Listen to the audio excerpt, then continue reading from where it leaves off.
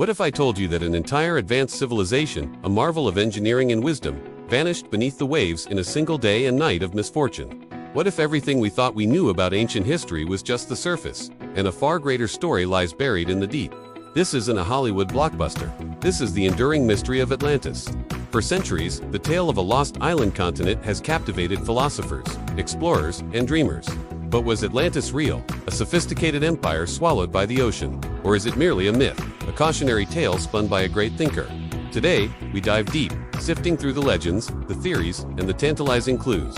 In a quest to uncover the truth behind the greatest lost civilization of all time. The story begins, as many great mysteries do, with one of history's most influential minds, the ancient Greek philosopher, Plato. Around 360 BC, Plato introduced the world to Atlantis in two of his dialogues, the Timaeus and the Critias. He didn't present it as a vague legend passed down through whispers, but as a factual account, a piece of genuine history. According to Plato, the story was originally told to the Athenian statesman Solon by Egyptian priests. Solon then passed it down through his family, and it eventually reached Plato himself. This lineage was crucial. It gave the story an air of authenticity, suggesting it wasn't just a product of Plato's imagination but a preserved record from a far more ancient time.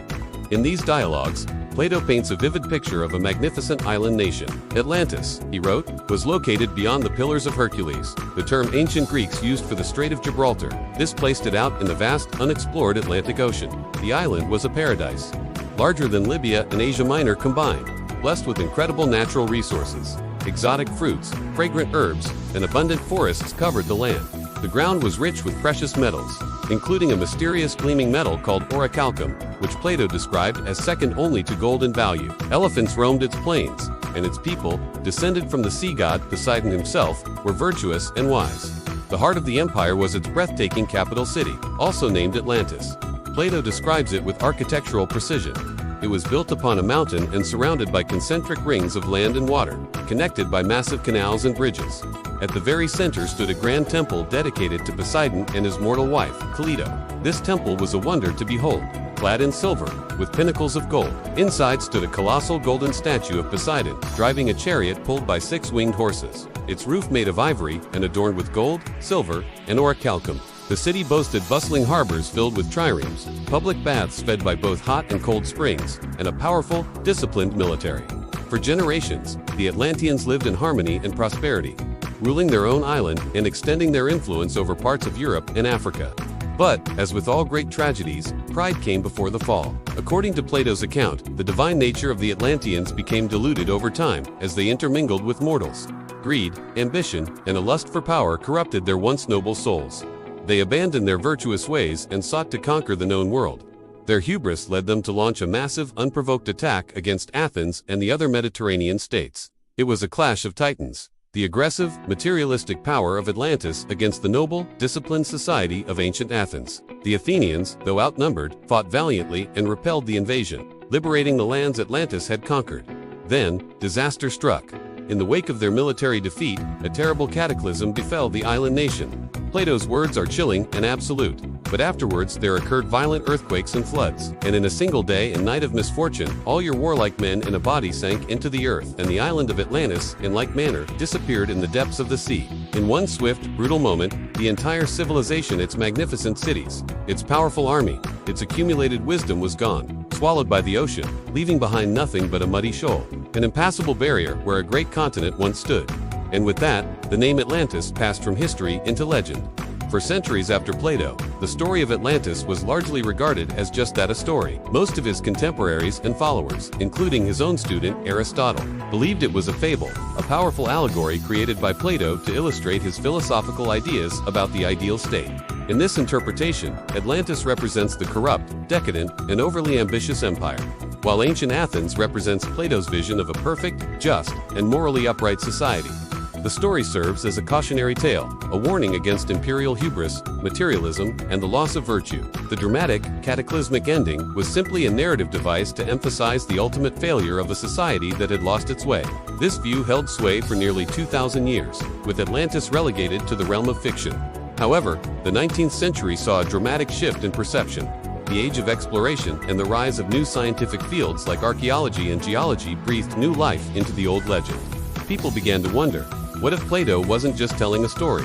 What if he was recording a real event, a folk memory of a genuine lost civilization? The man who almost single-handedly launched the modern obsession with Atlantis was Ignatius Donnelly, an American congressman and amateur scientist.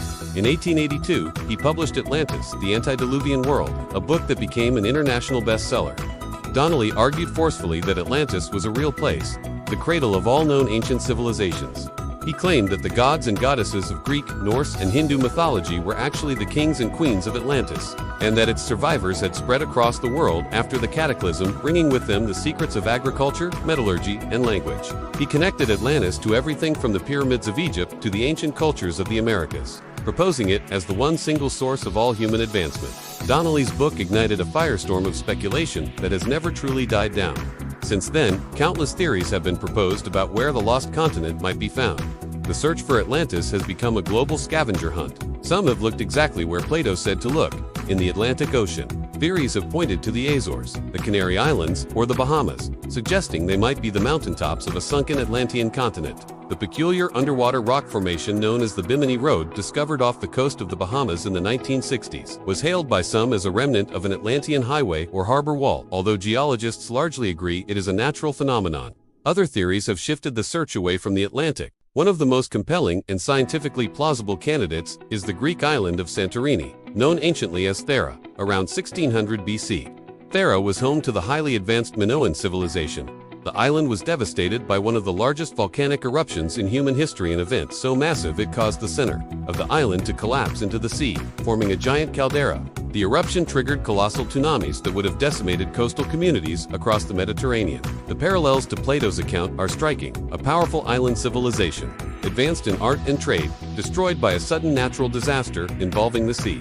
Proponents of this theory suggest that the memory of the Minoan collapse was passed down through generations, eventually reaching the Egyptian priests who told the story to Solon.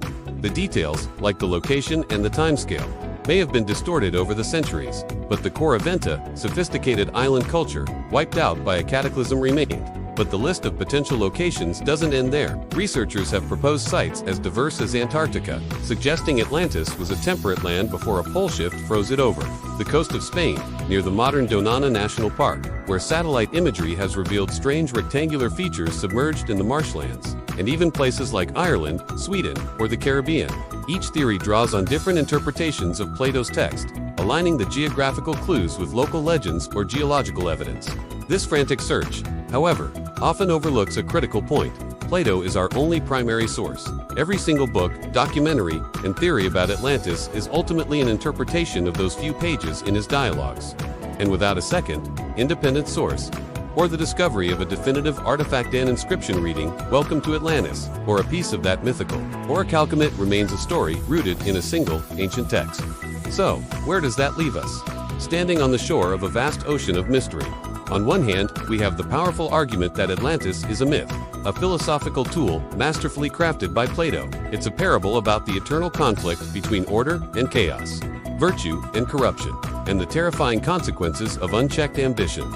The details, the concentric rings, the orichalcum, the specific date of 9,000 years before Solon were likely invented to make the story more vivid and believable, to ground his abstract ideas in a tangible, historical-sounding narrative. In this view, searching for a real Atlantis is like trying to find the physical location of Tolkien's Middle-earth. On the other hand, the pull of the story is undeniable. Could Plato have been recording a distant, distorted memory of a real catastrophe? History is filled with fallen empires and cities lost to natural disasters. The volcanic eruption of Thera is a fact. The massive tsunami that struck the Indian Ocean in 2004 showed us how entire coastlines can be reshaped in an instant. The Black Sea was once a freshwater lake until a flood of saltwater poured in from the Mediterranean, submerging settlements along its shores.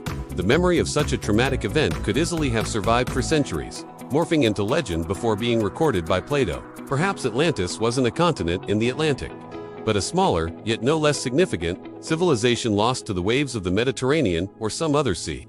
Ultimately, the enduring power of Atlantis lies not in whether it was real, but in what it represents. It embodies our deepest hopes and fears, the dream of a golden age, a perfect society, blessed with peace and wisdom, and the terrifying knowledge that even the greatest of civilizations can be erased in the blink of an eye. It's a story about potential and loss, a mirror reflecting our own aspirations and our anxieties about the fragility of our world.